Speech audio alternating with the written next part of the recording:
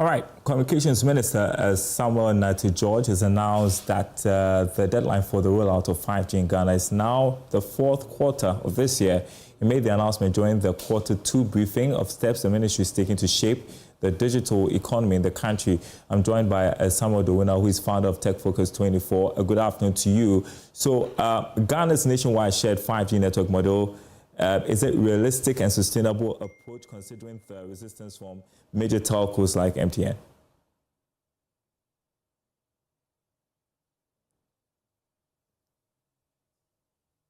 You're muted. Can you hear me now? Loud and clear. Okay, great.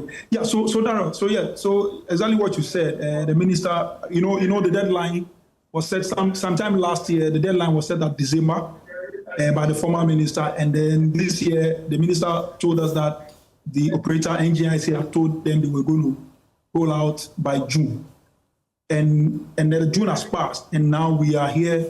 The minister is telling us the fourth quarter of this year. So Darrell, I think rolling out 5G and then particularly making it active for people like you and I to benefit is predicated on a number of factors, some of which are operational and some of them are regulatory. Okay, so even if the operator says we are going to launch in June, it's definitely going to depend heavily on whether these operational measures have been put in place, and then whether regulatory hurdles have also been crossed. What are the operational hurdles I'm talking about? Number one, the operator needs to have rolled out and their equipment. They need to have rolled out the towers. They need to have rolled out the base stations and everything. Per my understanding, the operator has brought in every equipment that they need to roll out. But then, once you roll out this equipment, you are going to need the various connecting entities, i.e. the telcos and ISPs, to connect, to be able to offer services to people like you and I.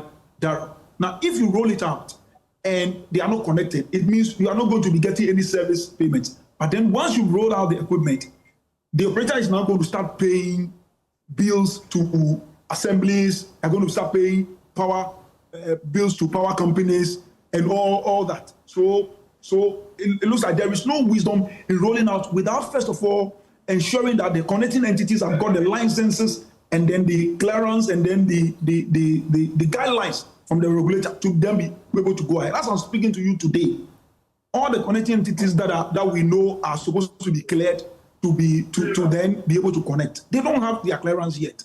Wow. We that Airtel Tigo was given license sometime last year, but as I'm talking to you today, they have not even been given the clearance to be able to connect. In fact, even if they were given the clearance today, AT themselves need to have a new core network altogether, a new billing system altogether to be able to connect. ISPs don't have any guidelines. Telecel, the minister has said a lot that he has given the regulator the clearance to be able to give Telecel the connecting entity, license. As I'm talking to you today, they don't have it. So even if the NGIC rolls out the equipment today, as to the retailers, i.e. the telcos and ISPs who can then connect to be able to offer you and I services, they are not ready. They don't even have the license. They don't even have the clearance to be able to connect. So It is one thing putting a deadline on the a wholesaler to roll out. It is another thing getting the connecting entities to connect to be able to provide you and I services. So I think, for me, the deadline should be placed on the regulator or even the connecting entities to be able to do what they have to do. Even regarding the rolling out itself, there is a very key player in there, which are the telcos. Sorry, the towercos.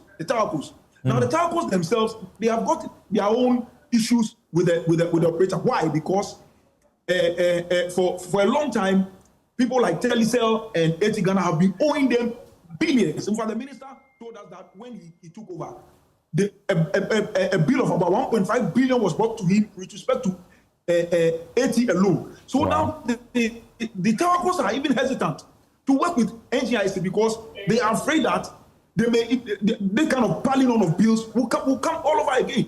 All right. So So, and we are also faced with the challenge of the SMP in the market, the biggest player in the market, refusing to connect. Right. So really, deadline, yes, but if all these measures are not put in place to ensure that 5G really goes live in June, the deadline will be there. But really, are we going to get 5G by the end of the quarter, the fourth quarter? So what are the final question? What are the potential risks if we are not able to meet the Q4 2025 deadline again, despite the NCA's approval of core infrastructure? I mean, the minister had given a clear warning. In fact, in his deadline, in announcing his deadline, he pointed out that the operator was given an exclusive license for 10 years. So he said that if they don't roll out, they are going to review the license and possibly they are going to look at bringing in other players. And it's sounding to me like, and I'm not saying that's the fact, but it's sounding to me like this whole thing is pushing towards coming back to what we call giving standalone licenses, where now individual telcos will be giving those licenses, and that for me looks like why and a big entity like MTN is not even connecting, because if they connect today, then of course we are sure that we are going to have some 5G, and again, like I said, look, NGIC can roll out, can roll, but if the connecting entities don't have licenses to connect, we are not going to have 5G at the end of the quarter, period. All right. We'll continue this conversation. It's really interesting. I think that we just scratched the surface, but thank you.